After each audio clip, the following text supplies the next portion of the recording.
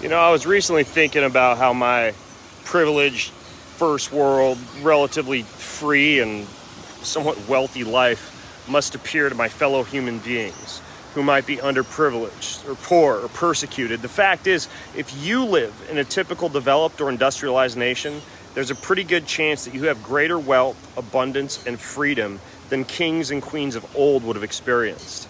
And there's also a pretty good chance that, and please don't be offended by this, you share far less of those riches, blessings, and belongings than you actually could. I know I'm guilty of that. Well, recently I realized this type of wealth inequality contributes greatly to the hard crimes like theft and murder and vandalism that blue-collar criminals often commit from what is often deemed as a lower social class. So why do I say that? Well, imagine for a moment that you're dirt poor. Your throat is parched from lack of water. You have painful, debilitating stomach cramps from hunger. You sleep on a dirty concrete floor under a bridge.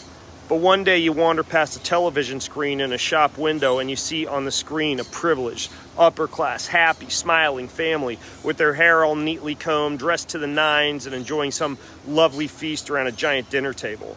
Worse yet, perhaps you see a pile of uneaten food dumped into their trash can while their dogs feast upon ribeye steak scraps under the table. Something inside you recoils in disgust as you grind your teeth and you think, why?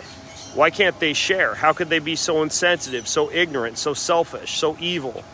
This jealousy and bitterness and anger festers inside you until one day you make a decision to break into one of these rich people's cars, vandalize them, steal a purse. Perhaps it gets worse. Maybe you wander into one of those fancy homes or mansion one day with a dangerous weapon so you can take what you need to survive, since you know they have way more than they need anyways. They're definitely not sharing. Well, see what I mean here? I often wonder how much less crime there would be if we watched ourselves living our own lives as though we were ourselves poor or underprivileged. If we all did that, what would we be thinking about ourselves? Particularly in terms of how we share our wealth or our food or our belongings, the extent to which we live in luxury, and how much we go out of our way to engage in charity and community service for those in need. Now, I'm no epidemiologist or anthropologist, but I'm hazarding a guess that we folks who have been blessed with wealth could solve a lot of the world's crime problems by simply following the golden rule a whole lot more and sharing a whole lot more of what we have. So let me ask you this: what can you share today?